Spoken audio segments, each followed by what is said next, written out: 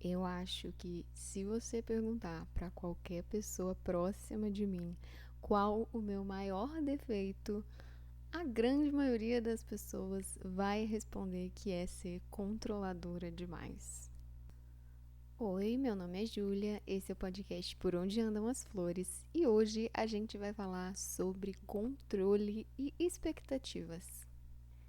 Eu sempre fui muito controladora, né? Geralmente essa é uma característica bem comum em pessoas ansiosas e eu sempre fui controladora e ansiosa, né? Sempre quis ali que as coisas saíssem muito do meu jeito, né? Do jeito que eu planejei e, obviamente, ficar doente, né? Do nada, entre aspas, né? Mas ter que ajustar a minha vida a uma doença fez com que eu tivesse que abrir mão do controle de forma forçada, né? Não teve opção.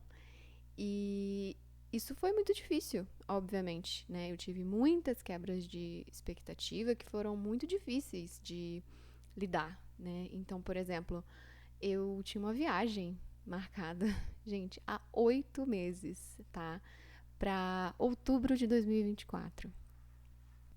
E eu tava tão ansiosa, gente, por essa viagem. Eu tava contando os dias, era tudo que eu pensava, tudo que eu queria, tava tudo planejado. E aí, um mês antes, né, eu fui diagnosticada e a viagem foi cancelada, né? Obviamente perguntei pro médico se seria possível, mas é claro que ele não deixou. E a gente acabou perdendo, né, passagem, ingresso, enfim. Essa foi só uma das coisas, né, que fugiram do meu controle. E eu já vou dizer aqui que não foi de todo ruim, né, ser forçada a abrir mão do controle. Isso trouxe alguns benefícios, que é inclusive o que a gente vai conversar hoje. Mas eu tô falando disso, na verdade, porque como bons seres humanos, né, parece que a gente nunca aprende ali 100%, né? Parece que a gente sempre tem que se monitorar de certa forma quanto às nossas evoluções, né? Então fazer aquele esforço intencional que eu sempre falo.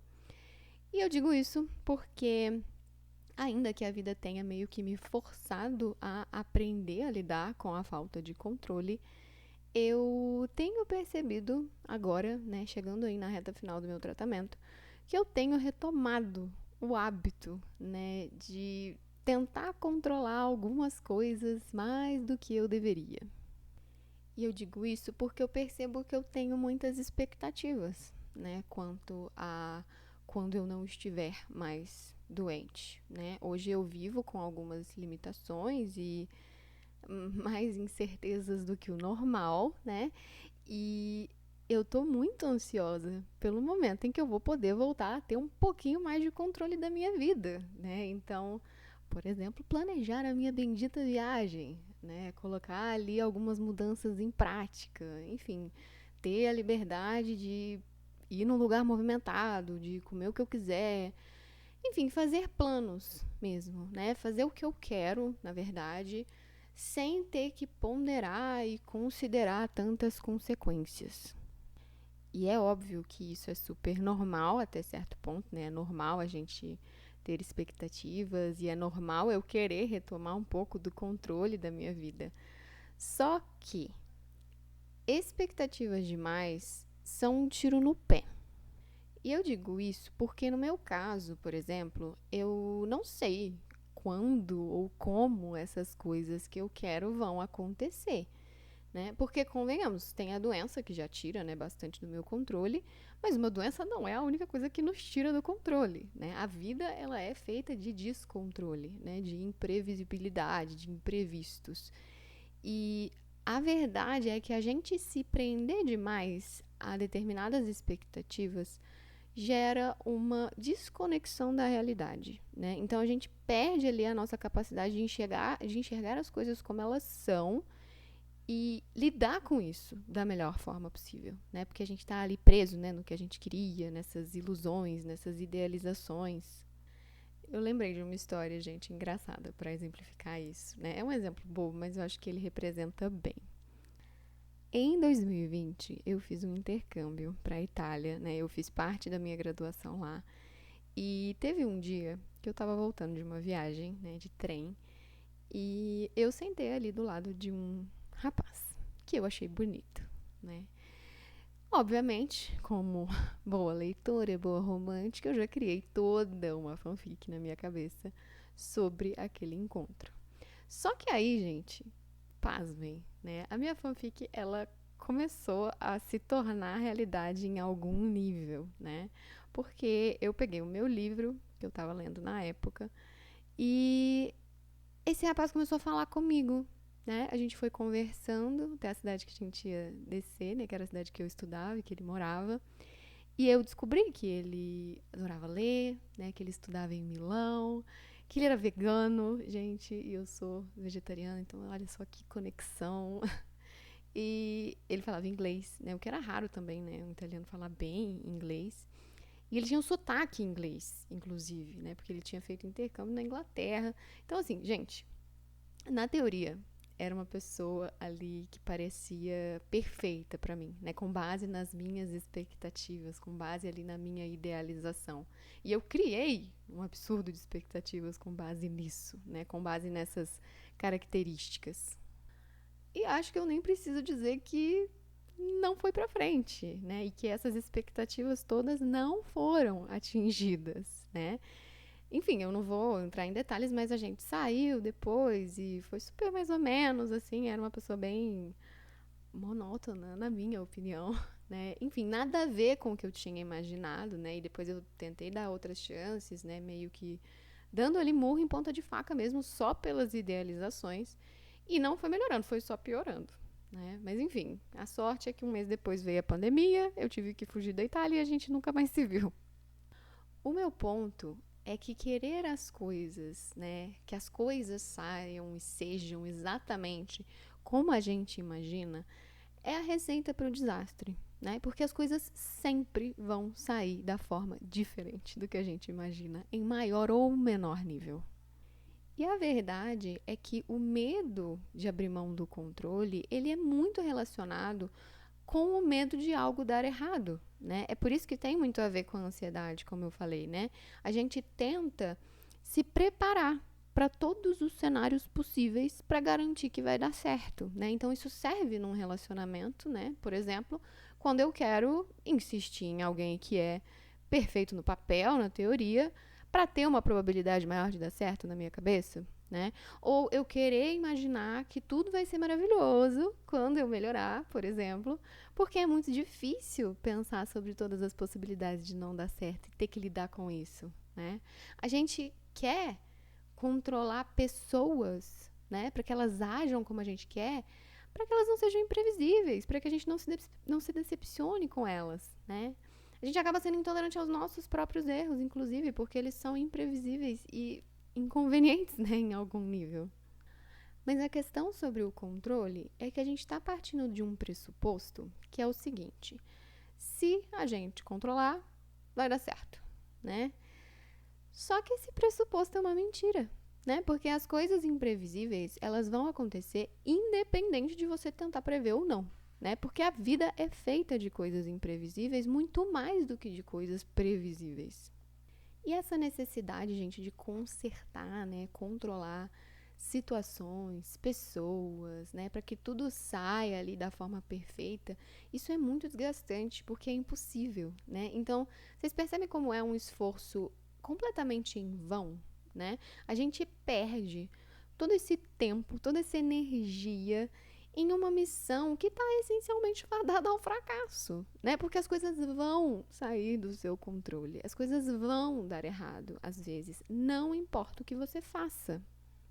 E aí eu acho que cabe uma reflexão, uma autocrítica, na verdade, que é o seguinte: será que tudo que está fora das suas expectativas é necessariamente ruim ou 100% ruim, né? Porque a gente pode retomar essa situação, né, do meu encontro aí com o italiano, que era todo o cenário perfeito, tudo que eu imaginava, né, nas minhas idealizações, e deu errado, né?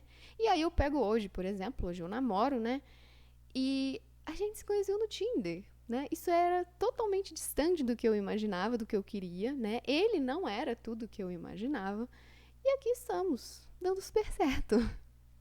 Então, convenhamos que é um pouco soberbo, e aí que entra a autocrítica, mas é um pouco soberbo você achar que o seu jeito é o único jeito, né? Quem disse que você é a dona da razão, né? A pessoa que sabe o que é melhor para você e para os outros, né? Quem disse que o seu caminho, o caminho que você está imaginando, é o único que funciona? Só que aí a gente também tem que ter um cuidado, né, gente? Que é o seguinte: não é a solução você não ter expectativas também, né? Eu estava conversando sobre isso com uma paciente esses dias e ela trouxe, né, essa perspectiva. Ela falou que, bom, talvez o meu problema então seja ter expectativas demais. E aí eu acho que a gente tem que saber diferenciar, porque primeiro que ter expectativas demais é bem diferente de ter expectativas, ponto, né? As nossas expectativas são o que nos move, né? Então, se você entrar nessa busca eterna por evitar a frustração, primeiro que não vai funcionar, né? Porque é muito difícil que a gente não crie expectativas, né? E segundo, que eu acho que a gente vai estar tendo essa confusão aí no que significa abrir mão do controle, né? E ter esse desapego, se é que vocês me entendem, e como que isso é diferente de indiferença, né? Desapego e abrir mão do controle não significa diferença, né? Significa abrir mão deste apego a como as coisas deveriam ser. Eu tô dando hoje vários exemplos, né, com relacionamentos, então acho que cabe mais um, porque eu estava assistindo a uma aula sobre relacionamentos, né, relacionamentos e amor patológico, e a grande questão que a gente estava discutindo era justamente, né, que parte fundamental ali de você não ter um relacionamento não saudável, né, ou de você ter um relacionamento saudável, era aceitar a impermanência, né? Então, aceitar a possibilidade de perder aquilo, né? De perder aquela pessoa, de perder aquele relacionamento. Não porque a gente não gosta, né? Ou porque a gente gosta de perder pessoas, ou porque a gente não se importa, mas porque essa possibilidade existe, né? E faz parte. E se apegar a como você queria que as coisas fossem, né? Se apegar, então, ali eu queria que fosse garantido que vai dar certo, né? Ou se apegar à necessidade de manter alguém por perto a qualquer custo, né? Isso não te ajuda, né? Isso só faz você sofrer mais, né? Acho que aqui cabe também aceitar a possibilidade do dar errado, né? Tendo essa perspectiva de que se der errado, a gente vai lidar com isso. E não vai ser o fim do mundo. Porque se tratando de controle também, a gente faz muito isso, né? A gente acha que se fugir do nosso controle, se fugir ali das nossas expectativas, vai ser o fim do mundo. Mas não vai. E fazer planos e ter expectativas e desejar coisas é muito bom. Então, abrir mão disso é também perder a conexão com coisas que são importantes pra gente, né? Gostar das coisas, realizar as coisas é uma das melhores partes da vida. Então, será que faz sentido também a gente se privar disso só pra ter uma tentativa falha de evitar a frustração? Talvez o caminho, né, seja justamente você conseguir tolerar essa incerteza, essa imprevisibilidade, né? O caminho é muito mais sobre saber manejar a frustração e lidar com o imprevisto e inclusive ver valor no imprevisto, né? Como uma oportunidade de aprender. Eu estava lendo um artigo sobre isso esses dias, eu não vou lembrar, né, de muitos detalhes, mas que falava justamente isso, sobre como que é fundamental para o nosso desenvolvimento cognitivo e social a gente lidar com imprevistos, né? É vantajoso em termos de desenvolvimento cerebral, porque permite que a gente desenvolva habilidades, que a gente lide com o desconforto, que a gente faça esse ajuste de expectativas. E eu acho que a grande questão é que a gente foca tanto no que não está no nosso controle, né? E aí a gente fica se desesperando por isso, se perdendo em ansiedade, e a gente esquece o que de fato está no nosso controle. Porque, sim, tem muitas coisas que não estão no nosso controle, mas tem muitas coisas que estão também. Então, por exemplo, o que você pode fazer hoje para lidar com uma situação ruim, né? Como que você pode, por exemplo, construir a sua rotina de forma a se sentir melhor, né? Quais técnicas de controle de ansiedade, por exemplo, você pode usar? Né? Quais relações você pode fortalecer, por exemplo, diante da perda de um relacionamento? E pode parecer contraditório, mas uma coisa que eu percebi muito na prática, né, que vai contra tudo que eu sempre acreditei e tudo que pessoas controladoras tendem a acreditar, é que abrir mão do controle, na verdade, pode te trazer mais calma, né? Mais tranquilidade, ainda que depois de um iniciozinho ali de desespero. Porque percebam que o pensamento, a gente tem esse pensamento, né? Não tem nada que eu possa fazer. Esse pensamento ele pode ser visto por uma perspectiva diferente, né? Ele pode ter conotações diferentes, né? Então você pode ir pelo caminho, por exemplo, de não tem nada que eu possa fazer. Meu Deus, vai dar tudo errado. Eu não sei lidar com isso, né? Ou você pode ir pelo outro caminho, que seria, por exemplo, não tem nada que eu possa fazer, né? Eu vou me permitir focar em outras coisas, vou me permitir fazer o que está no meu controle. E isso vai deixar de ser minha responsabilidade. Percebem como até tira um pouco o peso que a gente coloca? Eu acho que isso volta para algo que eu sempre digo, que é a gente é muito mais capaz do que a gente imagina de lidar com o imprevisível, né? Sei lá, gente, eu nunca imaginei que teria câncer. E eu nunca pensei muito sobre isso, porque, obviamente, não é útil, não é recomendado que a gente fique pensando sobre isso também, né? Mas o ponto é, eu nunca me preparei para isso, até porque não teria como. Mas eu aprendi a lidar com isso, né? E eu acho que eu lidei de uma forma positiva, ou mais positiva que dava para ser, né? Eu tenho certeza que se você pensar na sua vida, você vai conseguir também pensar em situações, né, em desafios que vieram de forma imprevisível e você conseguiu manejar. E talvez, gente, abrir mão do controle seja importante justamente para isso. Para você perceber que você é capaz de lidar com seja lá o que for acontecer. Que pode, inclusive, ser melhor do que você imagina. Não necessariamente pior. Se você gostou desse episódio, deixa seu comentário, deixa sua opinião e a gente se vê na próxima conversa.